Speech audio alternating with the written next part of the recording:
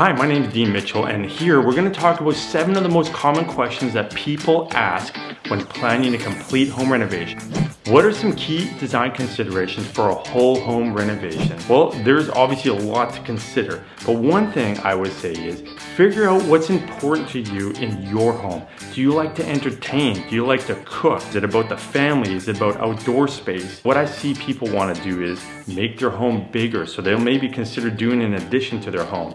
Well, it's quite costly to do something like that, so you really might want to reconsider the floor plan of your home and maybe repurpose some of the rooms and the space in your home. Might mean removing a wall. How can I ensure my renovation stays on schedule? Well, there's only a few certain things in life, and one is death and taxes. But I'm going to share some things that you can look for to help your project stay on schedule. First thing is a thorough design.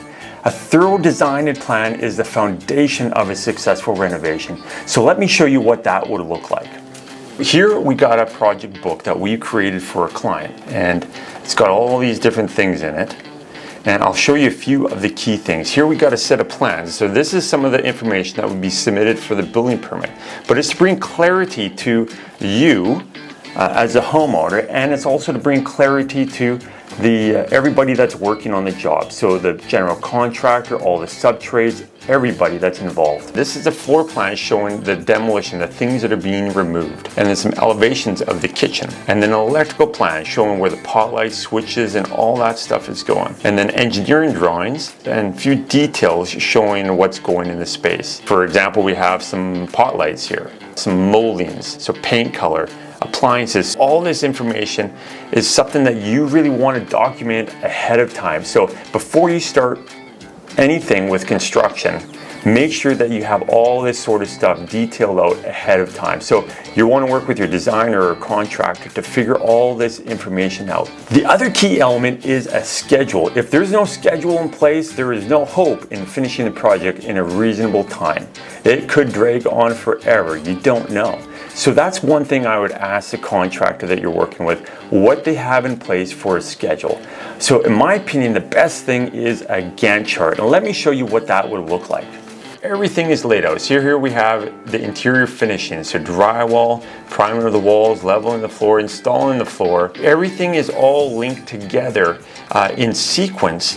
And all these tasks are essentially assigned to all the different trades that are involved. So having something like this is critical to stay on schedule. What permits and regulations must I consider for a complete home renovation? Well, you're probably going to need to get all the permits. One is electrical permit. And then 2, you're going to need a plumbing permit, and then probably a gas permit if you happen to have gas in your home. And the one thing that's the hardest to get is the building permit. So if you're moving walls, if you're changing the insulation in the home, if you're having to add a window or a door or eliminating one, then you're probably going to need to get a building permit. And that's the one that takes a little bit more time. So you have to create a set of drawings showing the existing, the proposed, and what you're changing in the home. And that's what you would submit to the city or the municipality for a permit. And sometimes you're doing some structural work, so they would likely want somebody to sign off on the structural work. And so you might need a structural engineer or an architect to help out with that. So these are all things to consider. And the other thing is, if you're gonna happen to build your home a little bigger, do an addition or a deck or something like that, then you're really going to need to consider the bylaws for the property, the zoning of the property. So each property has certain things and stipulations of what you can do on that property, how high you can build, how wide, and how deep on the property you can build. So these are all things that you really need to consider, and that's something that we help our clients with. And if you want to do some early preparation, you could talk to the municipality and find out if you could potentially do that addition out the back of your home or not. Can I live in the home during a complete home renovation? Well, if it's a complete renovation, it's not going to be easy to live in the home. You know what? People that actually move out end up being much happier, because living in a construction site isn't a lot of fun, man. I've tried doing it before on my own home, and I don't think I would do it again unless there was quite a separation between the two areas. Maybe we're in a basement suite, for example, and I was renovating upstairs. But let me give you one example. There's this project that we did. It was a significant reno. We ended up adding about I think 800 or 1,000 square feet to the home. And so you see over the deck, we added over the deck, we ripped the whole roof off from the middle of the home all the way to the side and added a third story on this home. There was an area that was untouched with the bathroom, and this client, they actually moved most of the stuff down there, and they lived down there with 2 kids at the time, and they saved on the cost of renting another place. So there's some benefits to that as well. And the benefit of staying on the job site is you can actually see what's going on a daily basis as well too.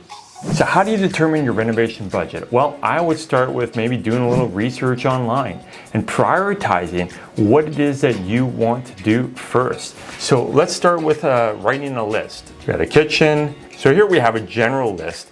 And then we can go on to this website and check out this website. I'll put a link in the description below. But this gives you a great idea. These are all American pricing, which you might want to do conversion into from American to Canadian. But have a look at this. This is the cost versus value for 2024. So you can select all the different years here. So here we have a major kitchen renovation. We got $79,982.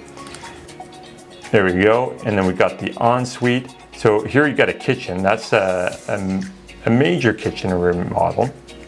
And then we got an upscale kitchen remodel, about $158,000. That's a fair bit of money. So we're gonna stick with this one, for example. And then we'll put in a number for flooring and trim in the house.